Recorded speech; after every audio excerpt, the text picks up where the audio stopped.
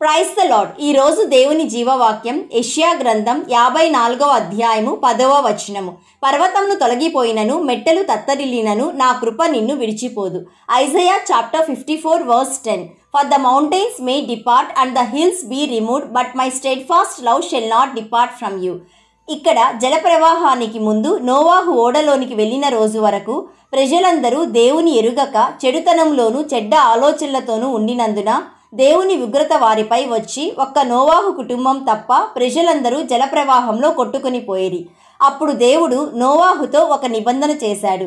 నీ మీద కోపపడను, గద్దింపను, పర్వతములు తొలగినను మెట్టెలు తత్తరిల్లినను నా కృప నిన్ను విడిచిపోదు అని వాగ్దానం ఇచ్చాడు.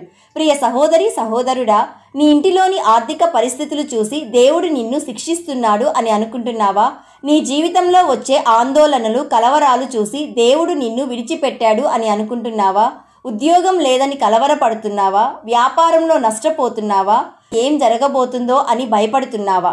ఈరోజు సర్వశక్తి గల దేవుడు నీతో చెప్పేది, నీవు భయపడవద్దు. పర్వతాలు తొలగినను మెట్టెలు తత్తరిల్లినను నిశ్చయంగా తన శాశ్వత కృప నిన్ను విడిచిపోదు అని యేసయ్య వాగ్దానం ఇస్తున్నాడు.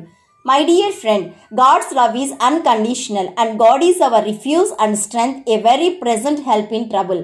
కాబట్టి ప్రియ సహోదరి సహోదరుడా, నీ దుఃఖములోను, నీ ఆందోళనలోను, నీ కలవరంలోను, నీ శ్రమలోను నీవు ధైర్యముగా ఉండు. యేసయ్య యొక్క శాశ్వతమైన కృప నిన్ను విడిచిపోదు.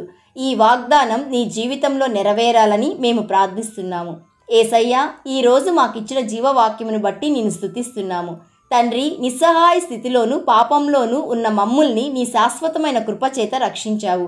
ఈరోజు జీవవాక్యం వింటున్న ప్రతి ఒక్కరూ వారి జీవితంలో ధైర్యంగా ఉండుటకు, ఆశీర్వదించబడుటకు నీ కృప చూపుమని సర్వలోకమునకు దేవుడైన యేసయ్య నామంలో అడుగుచున్నాము తండ్రి. ఆమెన్. God bless you.